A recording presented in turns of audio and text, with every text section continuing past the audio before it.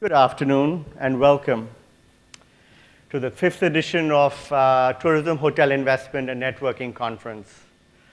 We have 2 beautiful days ahead, and I do hope that you all will get an opportunity to kind of step out during our breaks, or certainly this afternoon during our pub crawl, which is something new that we are trying.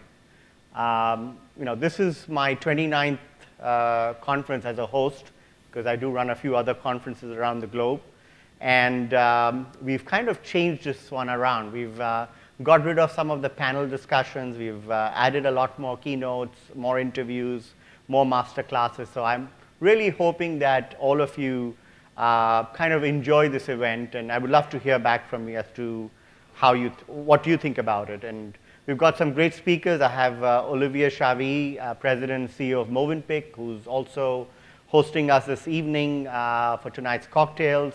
I have Pak Charul Tanjung, Chairman of Citicorp, and Michael is sitting right here in front of me.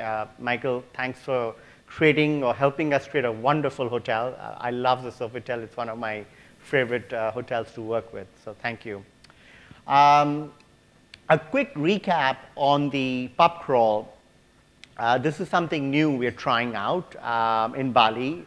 If you come to Bali and if you just come with your suit and tie, it gets boring. So we thought of doing something different, and we went around and got hold of a few hotels to kind of partner up with us. And so when you're done at 5 o'clock today, we'll open these curtains and you can literally walk onto the beach, and it's a 300-meter or 350-meter walk to the first bar, which is at the Westin. And we'll have a few drinks from there. And then we're not going to make you suffer any longer, and we'll arrange some transportation, and we'll get you to the next hotel, which is the Courtyard Marriott, and then the Hilton, and then finally to the Movenpick. So I do hope you enjoy that. We're also making it a little bit more fun. We're going to give you a couple of vouchers at each of the hotels. Do collect them. And at the end of the evening at the Movenpick, we will collect all the 4 vouchers from you. We'll put your name down there, and we have a methodology involved to kind of figure out who has not had the most amount of drinks, but we've got a method which will help us choose a couple of winners for a door prize tomorrow that we're going to give away. Let me start by saying, who do we have out here today? So I think I love starting my conferences because you must know who the audience is. So first of all, I'm very, very pleased that we've been able to get 25% of the audience as females. It's very tough in this world to do that. So adds a bit of color to our room. Obviously, we have more Indonesians, which is something that we would have expected. We've got 14 different countries represented, with Indonesia, Singapore leading the way. But we've got people coming from far-off places, including Russia, and I guess Russia is the furthest place, Australia, but that's right next door. I think this is another interesting tab, that we have been successful in year after year getting more owners, developers. I would love to see that 24% be higher. But the fact that we've able to do that, we're pleased about that. And of course, hotel companies always continue to dominate most investment conferences that are out there. So what am I going to talk about today? I think I authored a research paper around 3 years ago on hotel management contracts, and that was very well received by the industry. And this time, I took a stab at releasing what I call as global trends. It's a 120-page report that has just come out 4 days ago. And we've kind of tracked 475 contracts from around the world, which obviously is very dominant US, because that's where the most hotels are globally. But then we've got contracts in South America, EMEA, and Asia Pac, and it's a very comprehensive stuff, but I'm going to just go through some of the key highlights of that. And I annually probably negotiate 4 to 5 contracts every year, and I think I also happen to own some hotels in India, and therefore I've actually had the pleasure of or not so pleasure of looking at some of those contracts. So I have a fairly decent knowledge of what happens. So the 475 contracts represented 120,000 rooms. 74% of it were branded hotels. 54% were new build, 46% were conversions. 69% of them were signed after 2005. And I think it's interesting because when the report actually, when you look at the report, it tells you how the trend has happened. So pre-2005, post-2005. So it gives you a good indication of what's happening. In terms of market positioning, it's fairly well broken up with luxury representing a quarter of them, upscale and upper upscale representing nearly 42% of it. So again, represents the basic base that you would think of and where we are. In terms of room inventory, the largest chunk of them, 58% of them in fact, is 100 to 299 keys. And again, there are a few that have hotels that have more than 500 rooms. So again, a good breakup of the survey representation. So brands that kind of were part of this the set that we looked at include some of these companies as well as some of the brands. And as you can see, pretty much from around the world, most of them you will find were there. So what did we find out? I think the research shows that hotel owners are very concerned with some of these particular points, and I'm going to talk about many of them, but I think we've kind of I want to highlight some of the key stuff, which is they want to know the term, what are the termination rights, are there any areas of protection, key money is another issue that keeps coming up.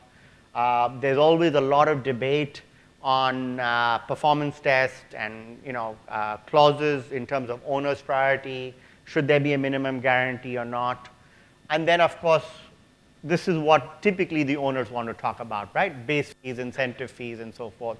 And frankly speaking to me, the fee part of it, even though I end up negotiating for the owners, I don't think that's as important as it is to kind of get the right other protective clauses in there if you're able to do that. So some basic things to talk about. Typically, the higher the market positioning of a particular hotel, the longer would be that contract. Similarly, if it's a large format hotel, they tend to have a longer initial term as opposed to the smaller hotels. So these are, I think, things that most of you would probably have agreed with or would know about.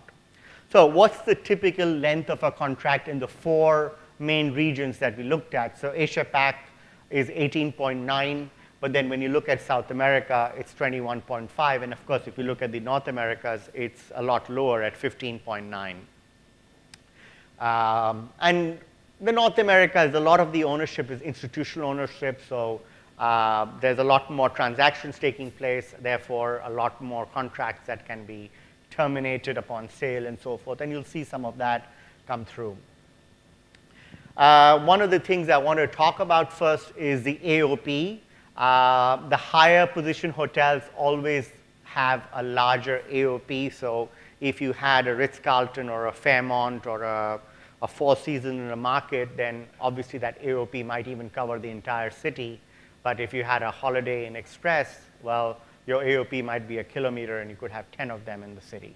So that's something which does get talked.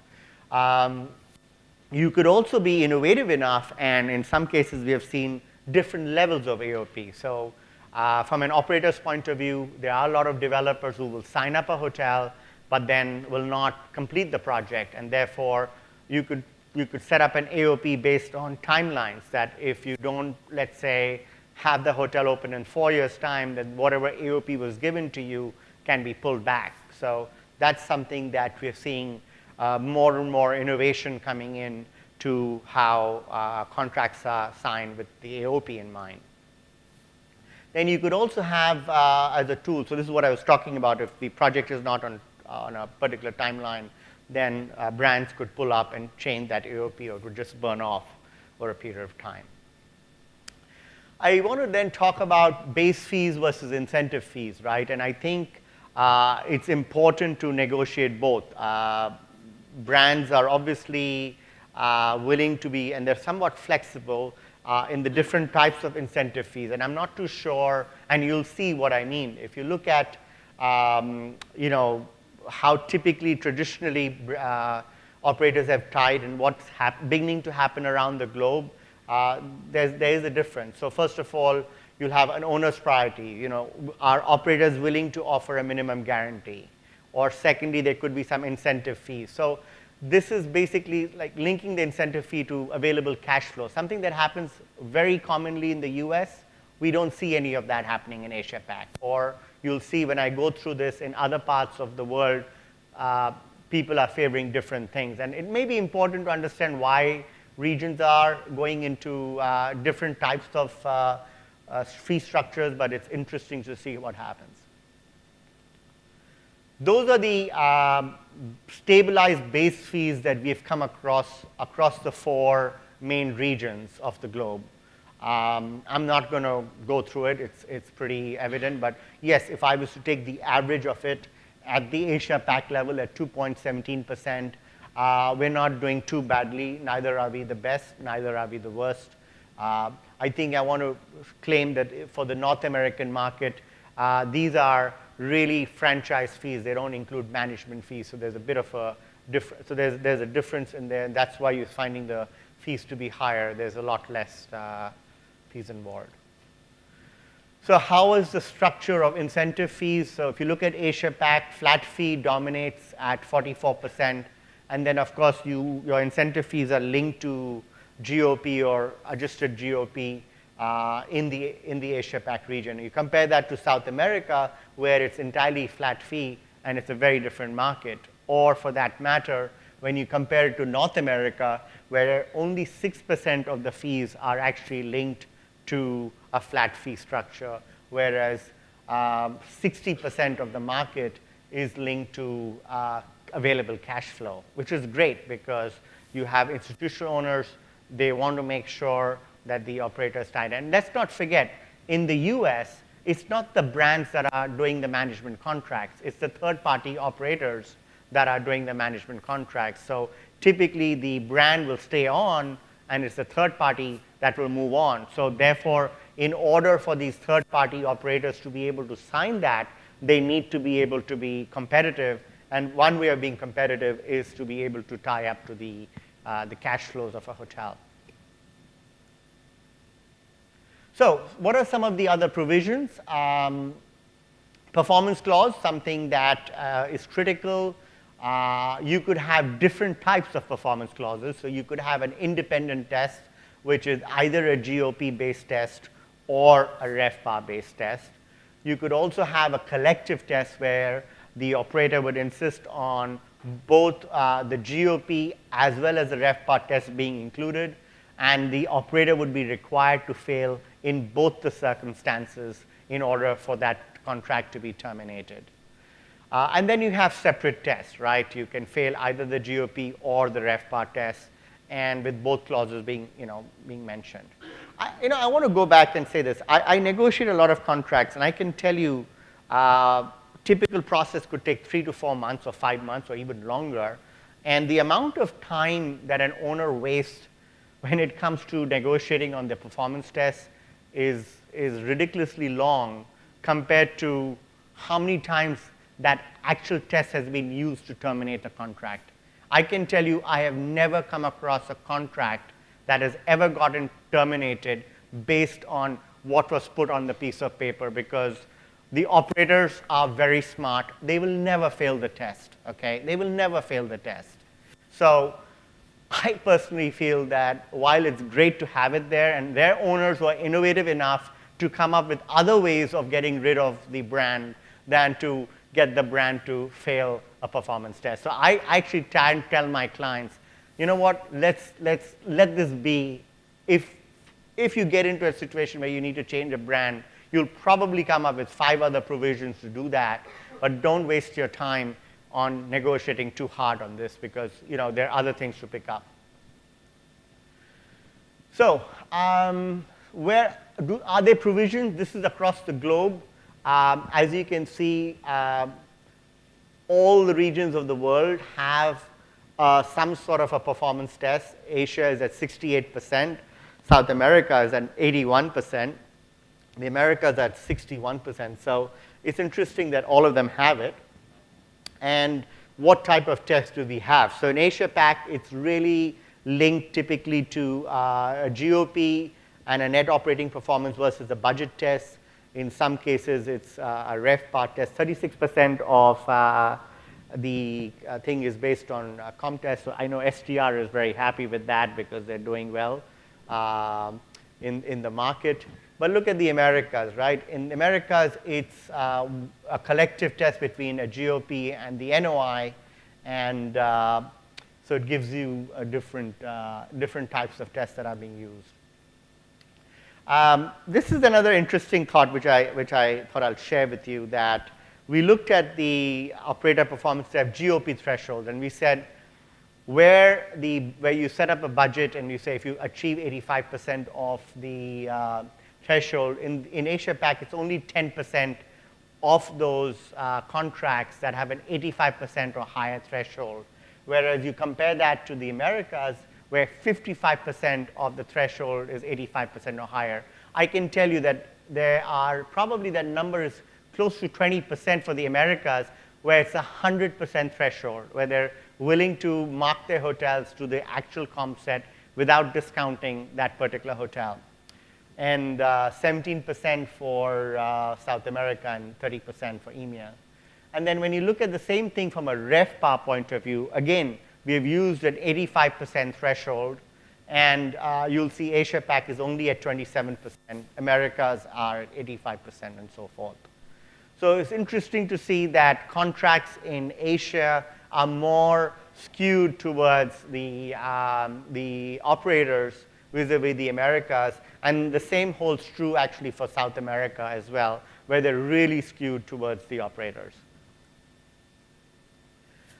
Provision for owner's priority. This is something which is relatively new in Asia Pac, and actually more even within Asia Pac, I can tell you it's more in India where you have a lot more owner's priorities happening.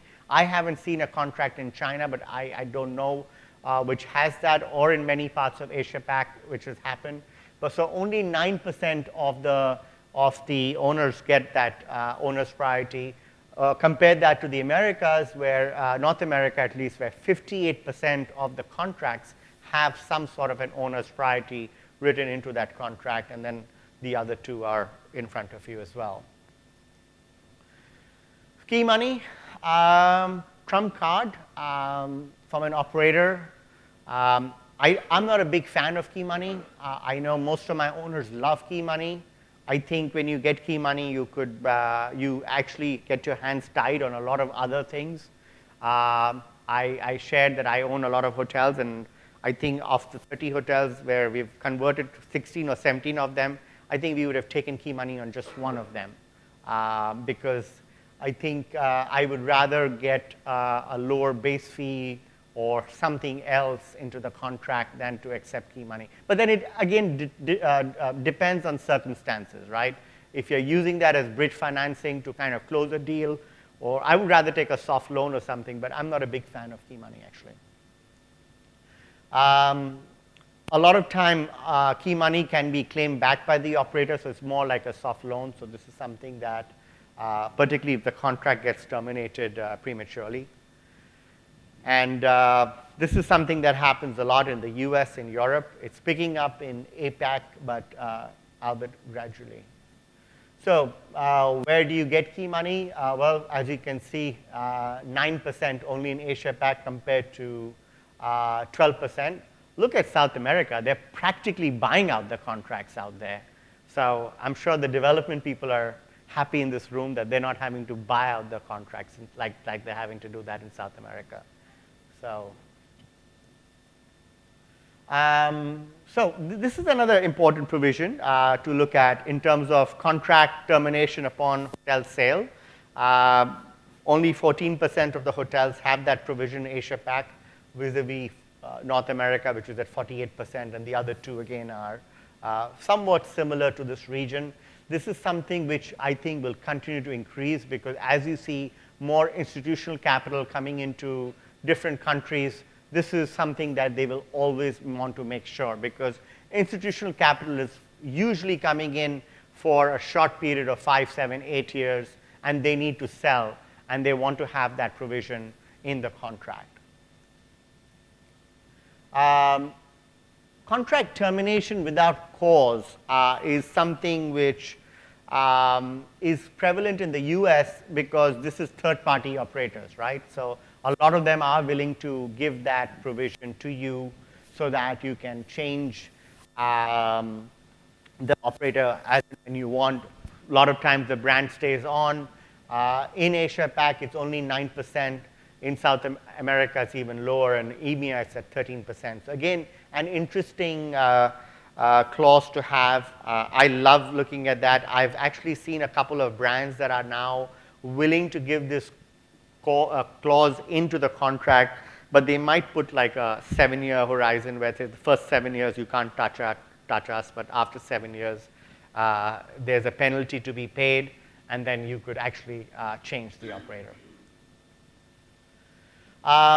Hidden costs is something that I think a lot of owners don't typically look at, and I think while hidden costs will always be there for most brands, it's about full disclosure and transparency.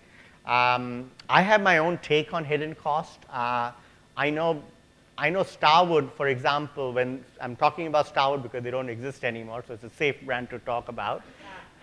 No one's going to come after me. But Starwood did actually a good job. Starwood, after a lot of going back and forth, actually created a 3-pager summary sheet of all the hidden costs. And they used to typically send that across to the owner. And owners loved it. And Starwood used it as actually a weapon, because they said, listen, we're giving full disclosure.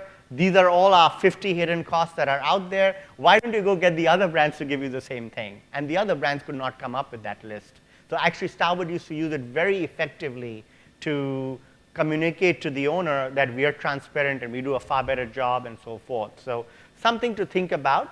My view is very different on hidden cost. In the good old days, why did we get a brand? We got a brand because we wanted that brand to give us an identity, a brand obviously. We wanted that brand to give us employees so that we could hire more. And we wanted that brand to sell our hotels, right? Those were the 3 basic fundamentals that we wanted from the brand. And sure, you had travel agent commissions and so forth, and therefore you knew you were paying 10% and so forth. What's happening today is unfortunate that a lot of the brands are coming in and then they're going and negotiating with third-party OTAs and other vendors. And some of those negotiations, those fees are 18%, 20%, in some cases 30%. That's something as an owner I never negotiated with the operator of how much commission would you pay out. So to me, that also is a hidden cost. And that's why you have brands like Marriott and Accor that are buying other brands and kind of bringing themselves to a stage where they can hold their own against these big OTAs and so forth and say, guys, we are also big. If you're not going to agree with us, we're going to walk. And I think Hyatt recently walked out of Expedia. And you might have a few others that will happen. Marriott, I know, has made a statement that they don't want to be dealing with these OTAs and they're selling rooms on their own website and so forth. So to me, I think it's going to be very interesting as to how the industry moves in the next few months and years ahead. So again, I think I've spoken enough about hidden cost.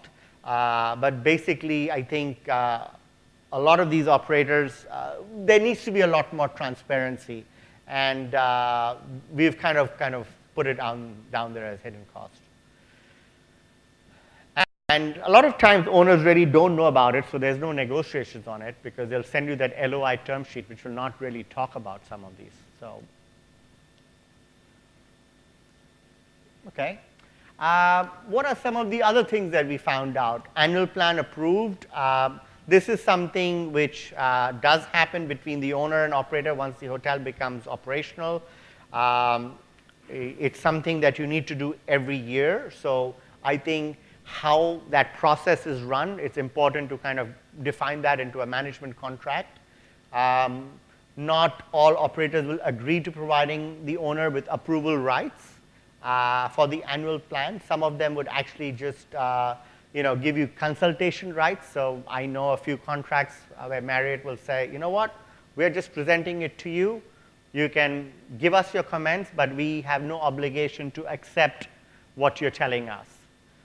So that's more consultative rights, and it's not subject to owner's authorization. So again, these are just two different types of things. And therefore, what you get into a relationship, you need to know where do you stand, because if you don't know what you're getting into, then they could lead to some problems in the future. Then we looked at some other things, control of the receipt, control of the hotel in terms of day-to-day operations, even how banks operate in a hotel, is the owner allowed to review the bank accounts and not? These are all things that you would typically find in a contract, right? 76% of the management contracts that we looked at actually allow exclusive authority of that to the hotel operating team. And that's the right way to do it, right? You cannot have an owner controlling bank accounts for a hotel, because we've seen that has led to disastrous situations for a lot of the hotels, and therefore also for the owners, and owners don't realize that. In APAC, however, things are different. A sizable number of contracts permit the owner to have full control or joint authority. This data, I want to just, for this particular thing, I want to kind of highlight this. A large part of the APAC sample set came out of India, and this is something that does happen a lot more in India, so may not be a representative sample for the whole of APAC. But yes, a large part of them, 66% of the overall sample set that we looked at was still there.